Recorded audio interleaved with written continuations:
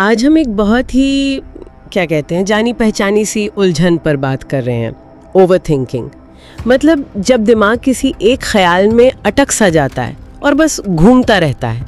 हाँ, और ये खासकर रात में होता है कई बार, है ना? बिल्कुल, नींद तक मुश्किल हो जाती है जी।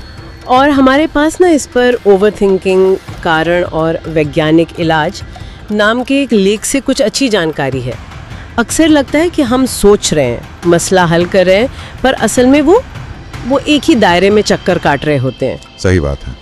तो आज हम इसी चक्कर को समझने की कोशिश करेंगे कि भाई ये होता क्यों है, दिमाग के अंदर चल क्या रहा होता है और क्या वाकई इससे मतलब बाहर निकलने के कुछ साइंटिफिक तरीके हैं। हाँ बिल्कुल है।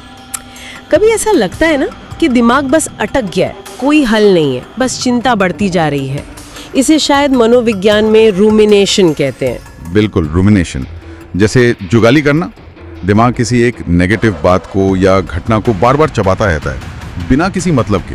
ये ओवरथिंकिंग का ही एक रूप है। अच्छा। हाँ, असल में ओवरथिंकिंग होती ही तब है जब दिमाग मतलब बिना किसी नतीजे पर पहुंचे एक ही विचार को दोहराता है। जैसे वो ख्याल कि क्या मैंने उसे कुछ गलत कह दिया, या फिर अगर तब वैसा हो गया तो। और दिमागी लेवल पर क्या होता है इस टाइम, मतलब साइंस क्या कहता है इसके बारे में? हाँ, ये बड़ा दिलचस्प है। न्यूरो साइंस बताता है कि इस दौरान ना दिमाग का एक हिस्सा है प्रीफ्रंटल कॉर्टेक्स।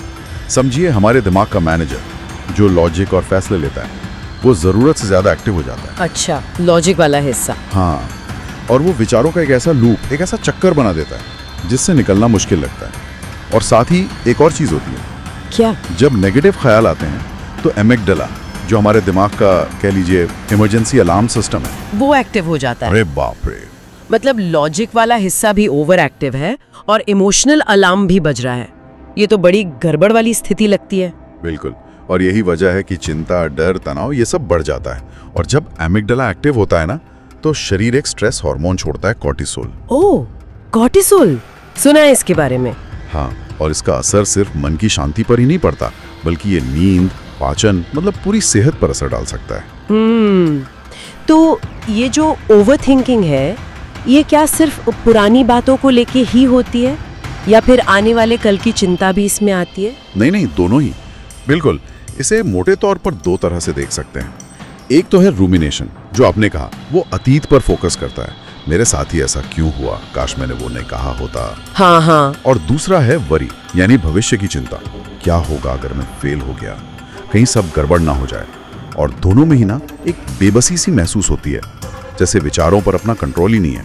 और ये एहसास इंसान को मानसिक तौर पर निचोड़ देता है। पर ऐसा क्यों है कि कुछ लोग दूसरों से ज्यादा सोचते हैं? क्या इसकी कुछ खास वजह है, मतलब कुछ पैटर्न? हाँ, कई कारण हो सकते हैं। एक तो है परफेक्शनिज्म, मतलब हर चीज एकदम परफेक्ट होनी चाहिए। ऐसे में दिमाग या तो पुरानी गलतियों को पकड़ के बैठ जाता है या भविष्य के लिए जरूरत से ज्यादा प्लानिंग करने लगता है। अच्छा। फिर फेल होने का डर है, कॉन्फिडेंस की कमी है, कोई पुराना ट्रॉमा या मानसिक आघात हो सकता है, या फिर सोशल एंजाइटी, लोग क्या सोचेंगे।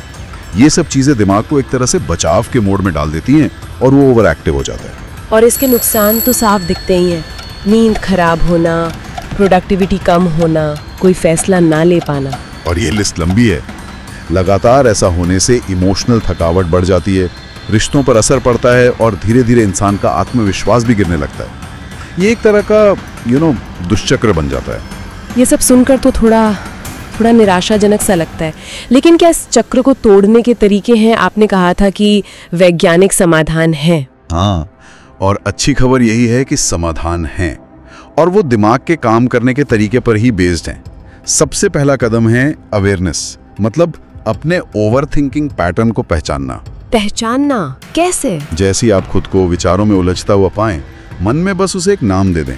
जैसे ओके, ये फिर से वही क्या होगा अगर वाला पैटर्न है, या ये रूमिनेशन हो रहा है। उसे नाम देने से ही ना थोड़ी दूरी बन जाती है उस विचार से। अच्छा, ये दिलचस्प है, नाम देना। और फिर दूरी बुलाने के बाद एक बहुत ही कारगर तरीका है लिखना। अपने विचारों को बस लिख डालिए।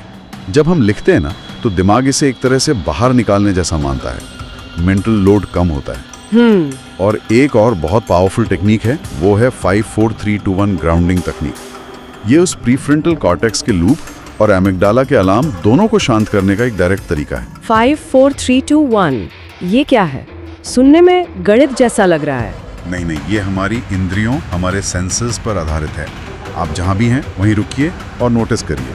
5 चीज़ें जो आप देख सकते हैं, 4 चीज़ें जिन्हें आप छू सकते हैं, 3 अलग अलग आवाज़ें जो आप सुन सकते हैं, 2 गंध जो आप महसूस कर सकते हैं और 1 चीज़ जिसका आप स्वाद ले सकते हैं, चाहे वो पानी का घूंटी क्यों ना हो। वाह, ये तो कमाल का है। मतलब एकदम से ध्यान विचारों से हटकर अपने आसपास और शरीर पर आ जाता है। बिल्कुल, ये आपको तुरंत प्रेजेंट मोमेंट में ले आता है। और कोई तरीका? एक और तरीका है जो सुनने में शायद अजीब लगे, चिंता का समय तय करना। चिंता का समय मतलब? हाँ, दिन में कोई 10-15 मिनट फिक्स कर लीजिए कि इस समय मैं सिर्फ चिंता करूंगा या करूंगी। जब बाकी टाइम में चिंता वाले ख्याल आए तो खुद से कहिए, ठीक है, इस पर मैं अपने तय किए हुए चिंता के समय में सोचूंगी। इससे होता यह है कि वो विचार पूरे दिन हावी नहीं रहते। ये भी बढ़िया है, एक तरह से विचारों को मैनेज करना। जी, और हाँ, फिजिकल एक्टिविटी को मत भूलिए। टहलना, दौड़ना, डांस करना, कुछ भी। ये दिमाग की एक्स्ट्रा एनर्जी को चैनलाइज करता है और विचारों के लूप को तोड़ने में मदद करता है। स्रोत में एक मानसिक ट्रिक का भी जिक्र था कि खुद से एक सवाल पूछना है, क्या इस पर मेरा नियंत्रण है? हाँ, और ये बहुत ही अहम सवाल है, बहुत क्रिटिकल। अगर किसी प्रॉब्लम पर आपका कंट्रोल है ही नहीं तो उस पर घंटों सोचना सिर्फ एनर्जी वेस्ट करना है ना। सही बात है। तो उसे एक्सेप्ट करना, स्वीकार करना सीखना होगा। और अगर आपका कंट्रोल है तो फिर सोचने के बजाय एक्शन लेने के बारे में सोचिए। अभी इसी वक्त एक छोटा सा कदम क्या उठा सकते हैं उसे हल करने के लिए? ये आपको चिंता से एक्शन मोड में लाता है। तो मतलब कुल मिला के बात यह है कि ओवरथिंकिंग एक मशीन की तरह है। अगर इसे रोका न जाए तो ये आपको थका सकती है, पर यह समझना जरूरी है कि ये बहुत कॉमन है और इसका समाधान मुमकिन है। ये कोई लाचारी वाली बात नहीं है। बिल्कुल सही कहा आपने। और इस पूरी बातचीत से ना एक बहुत गहरी बात निकल कर आती है। हमें उन विचारों में फर्क करना सीखना होगा जिन पर हमारा वश है और जिन पर नहीं है। शायद मानसिक शांति का रास्ता इसी समझ से होकर गुजरता है।